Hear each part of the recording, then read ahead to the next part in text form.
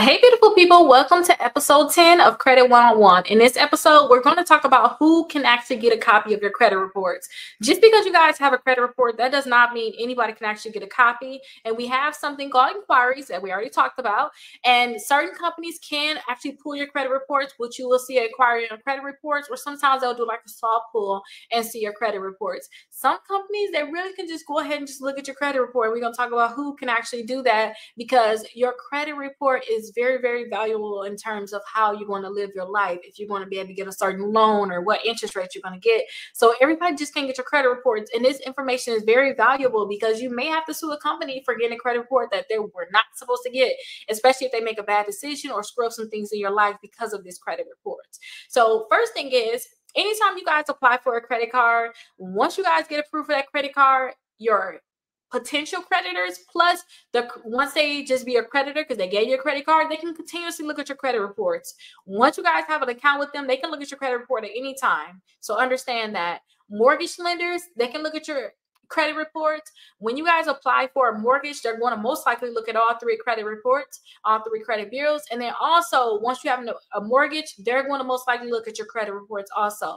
Landlords, when you guys try to rent an apartment, you guys will see that landlords are going to want to look at your credit report and see what's on there. A lot of times they just want to see if you had any type of delinquent account. Sometimes they don't want to see collections on there either. It's just bad, you guys. If your reputation is bad, if you have collections on your credit reports that you did not pay, they just feel as if you're not going to pay them, and they just want certain people to be tenants for them. Okay, and it's just nothing that's unfair, but they want to be able to see this. That's why you guys have to clean information up. Utility companies, now utility companies are able to look at your credit reports also, and they're going to decide on not if they're going to be able to give you services, but what the deposit is going to be. No matter what's on your credit, if your credit is very, very bad, they cannot deny you utilities. But what they can do is say, hey, we're going to need this amount as a deposit. So keep that in mind.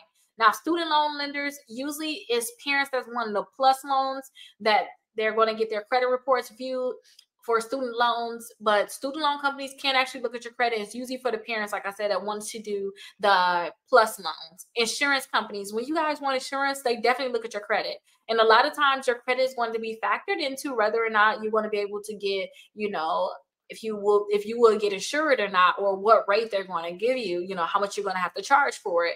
So insurance company, also car insurance company, that's another thing. Employers, I remember I had a client that was going to be working in Washington, and they said, I need to have a certain credit score. I can't have these accounts on there. And I was like, why? This don't make sense. But now I know it's based off of your risk of bribery. If you guys have a lot of debt, you guys are going to be easily, persuaded, should I say. You could be easily bribed. That's how they look at it. So they just want to make sure that you don't have these negative accounts. And also government agencies, sometimes they think about giving you certain type of assistance, things like that. If you're trying to get a special license, they may have to look at your credit reports. Collection agencies, they want to know where you stay at, so they're going to pull your credit reports. And then they also want to know what's your employer, so that they can put a wage garnishment in for you. And that's why I usually tell people, don't put your employer on there. I just didn't see someone just get denied so much because they didn't have an employer on there. If you know that you're having a lot of problems with your credit, but you don't want to file bankruptcy, maybe you just want to pay it off normally, you naturally just pay it off slowly, please make sure you don't have your employer on there. Or sometimes too, I'm not saying don't have a current address, but they can have these different things, and they can start garnishing your check before you even call and settle with them. Okay, so understand that if you guys were to have a judgment, then they can go ahead and request a copy of your credit report. And then entities with court orders, sometimes they need to look at your credit reports, so they will be able to pull your credit reports. But those are the different companies that can pull your credit report. Welcome to episode 11 of Credit 101. In this episode, we're going to talk about a credit score. What is it? Who uses it? And we're going to also get deeper into FICOs, because FICOs is used for so much. Your FICO score is going to be used for so much, you guys. You guys definitely need to know about it. If you guys have any questions, go ahead and drop your questions down below. Now, the first question is, what is a credit score? So a credit score is just basically a numerical number that's put together, and it's the number that's formed. Remember, I said you can have over 50 different credit scores, but this number is it tells a lot about you. This number can be all the way from 300s all the way up to sometimes 990. So again, different bureaus have different numbers, but normally the normal scale is like 300 or 350 to an 850, okay? And that's what the credit score is. Now, who uses your credit score? Usually when you guys want to get a mortgage, they're going to need to know what your credit score is. If you guys trying to get a credit card, if you guys trying to get a car, if you're trying to, you know, do a lot of different things, trying to get a loan, they're going to need to know what your credit score is. So these different companies, the car dealerships, they're going to need to know what your credit score is and what's on your credit report. Okay. So how is your credit score calculated? Oh my gosh, you guys, how is it calculated? So let me show you guys this chart. So we actually have this from FICO, and it shows, I just love this example because it shows how your credit score is calculated. So these are the different things that's factored into your credit score. So first of all, 35% of your credit score is made up of your payment history, okay? So that's the first factor. 35% of your credit score is made up of your payment history. That's why I always tell people, when you have different type of accounts, please put them all on auto pay. Please put them on auto pay, because if you guys have these accounts reported late, it's going to really hurt you. And if you guys are trying to get a mortgage, you really want to make sure you don't have any late payments, because usually Fannie Mae and Freddie Mac, which is FHA loans, which a lot of people get, they're going to want to look at a version of your FICO score, and it's different names for the FICO scores, and we're going to get into that shortly. But they're going to look at your FICO score. So I always tell people, put these things on auto pay, because you don't want a late payment, because it's 35% of your score. The amount owed on your accounts, that's going to be 30%. Now, when I think of amount owed, I'm thinking about how much you actually owe on a credit card, okay? And they also can go into accounts that you have too, in terms of your overall debt on the account. But I like to think about your credit cards, how much you owed in terms of your payment history, okay? So that is something that's very, very important. That's why I tell people to keep your balance low. Don't spend more than 5% on your credit card if you cannot afford to pay it right away, okay? And if you guys are able to afford it, do not let them report more than 5% to the credit bureaus. So when your credit card is due on your due date, make sure you pay it all the way down to 5% or to 0, whichever one you decide, but do not let them report more than 5%. Also, you need to have a different mix of your credit. So you need to have a great mix of it. So I want you guys to understand that I need you to have like different accounts. You need to have installment accounts. You need to make sure that you guys have credit cards. So have like a car loan, student loans. These different things are helping you. So you need to have like a healthy mix of like revolving accounts and installment accounts, like a mortgage, car loan, credit cards, or just a basic loan, okay? So that's a great mix of it. Now, your credit history, that's really how long you have had credit, the length of your credit. That's what I told you guys. I don't know if you guys may have remembered it or if you watched that previous episode, but I told you guys, I want you guys to have your accounts and I want them to get old. That's why I said you have all these different accounts. I think there was like 2 episodes back in episode 9 when I told you all that I need these accounts to get old.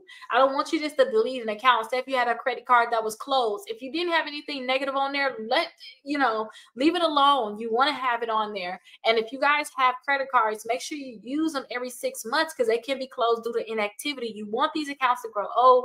You don't want them to be closed too soon, because this history is going to help you guys out a lot. And that's why if you guys have student loans too, I tell you guys, leave them student loans alone. Like, they're helping you out. They're probably the best account that you have. So make sure you guys let your accounts get old, because again, it's 15% of your score. Now, when it comes down to FICO, each bureau will have a different name for it. So Equifax is going to call it the Beacon score. Experian, they're going to call it the Experian FICO risk model. Also, TransUnion is going to call it your FICO risk score, formerly known as Imperia. So each one have a different name for it. Now, new credit, your new credit is going to be on how many new accounts that you have. These are included to like your hard inquiry. So make sure you guys do not have a lot of different accounts. I told you guys if you guys just watch my channel in general, I told you guys about a lot of credit cards that can pre-qualify you without a hard inquiry. These accounts you should be getting because you don't want to have a lot of inquiries because it's going to drop your credit because these are still new accounts. And sometimes when you guys have too many credit cards, if you apply for another credit card, you're going to see your credit score drop too, because now you have new accounts that you apply for, which is not good, okay? If you want to see a drop, but if you just definitely need that credit card, go ahead and get it. But you're going to see your credit score drop because you're messing up your history. Plus, you have that new hard inquiry. Okay, so you know your credit score is going to drop. Now, also, FICO has the FICO 10T score model. You know, they're going to have more emphasis on missed payments. It's basically, it's going to be more harsher when you guys have missed payments. So please make sure you're paying all of that stuff on time. And you guys may have seen something like the Vantage score. Your Vantage score, usually a lot of companies don't use your Vantage score. They're going to use your FICO. But Vantage score is still something you want to look at. But I always tell people your Vantage score can be 40 points less than what your FICO score is. And you guys will be able to see that Vantage score on Credit Karma. So that's a little bit about your FICO score and how you guys should factor these different things in. But I always tell people as simple as this: make sure you put all your accounts on auto pay. Make sure you pay it on time. Make sure you do not have more than 5% of your credit card reported to the credit bureaus, because that's going to mess with your utilization. Make sure you don't apply for too many new accounts, especially over an extended period of time. Like every month you're trying to get a new credit card, that's going to hurt. You got too many hard inquiries. Your accounts are really getting old too, and your average age of accounts is going to be messed up. If you're going to apply for accounts, just apply for some at one time, let those get old, and then apply for some more credit cards. And when you have your credit cards, make sure you use them every 6 months so that they don't get closed due to inactivity. And those student loans, leave them alone because they're probably the best account that you have, and it's helping you build your credit. Welcome to Credit 101, episode 12, where we're going to talk about what's a good credit score. So if you guys have any questions, go ahead and drop them down below, and make sure you guys are subscribed. So I'm trying to make sure I get my subscribers up. So make sure you guys are subscribe if you love this information that I'm putting out. So the first thing is FICO scores. Again, they can range from 300 to 850. Now, when it comes down to FICO scores, the average score in the United States is about a 700. I know a lot of people, especially in certain demographics, have lower credit scores, and it's just because we're not educated, which is why I'm making this series. I'm going over everything that have to do with this credit and also repairing your credit. That way, if you ain't got no excuse. It's free on YouTube, okay? So you guys can be able to watch it. YouTube, Facebook, TikTok, it's everywhere. So you guys should be able to have this information. But the average score is a 700, and we need to work on getting that up, okay? Now, when it comes down to your credit, an actual excellent score is if you guys were to get your credit score at above a 750 or even in the 800s. If you guys even don't get it above the 800 mark, or if you at 800, that's still an excellent score. That is good. And sometimes people just aim for this score. They say, oh, I just want a 750. I just want to get an 800. And I tell people the accounts that's in your credit reports matter, you guys. So please keep that in mind. Now, the score is needed for credit cards. If you guys want to get a credit card, you guys need to have a certain score. So I tell people they need to have at least a 580 credit score to get like a unsecured card where you don't have to put a deposit down on it. They'll give you a credit card. Maybe it's nothing but like a $300 limit, $500 limit. But that's what you're going to need for just a basic unsecured credit card. If you guys have a credit score under a 580, you probably need to get you a secure credit card to start building your credit up, okay? And with that secure credit card, it can get you over 680. So please just make sure you be patient with those secure credit cards. If your credit score is over a 680, you can get a decent credit card. Okay, when I say decent credit card, you're going to have probably a limit of $5,000 or below. But it can really help you all to build your credit even more. So if you do want to get limits over $10,000, you can get there. But you need to start really building up your credit to get to that status. Now, another thing too, if you want to have very high limit credit cards, make sure you guys have credit cards with high limits. That's what it is. You need to start asking these companies for increases when you have them, especially if they're unsecured. Get increases on your credit cards. Start spending a lot of money on your credit cards and paying it back off. If you can, don't go into debt trying to do this, and pay it back off, and do that multiple times in a month. That can help you all get a higher increase on your credit cards, and also give you a higher limit credit card in the future also. Now, make sure you guys understand that for a mortgage, is not like credit cards, okay? For a mortgage, you technically can have a 500 credit score and get a mortgage. Even with FHA, you do have to put 10% down, but you can get a mortgage with a 500 credit score. Now, usually I tell people to have at least a 580 credit score or push for a 620 credit score, and that will allow you to put 3.5% down. If you guys are trying to get like a VA loan, then you need a 550 credit score. And also, if you're trying to get a conventional loan, you need to have at least a 620, 640 credit score to get a conventional loan.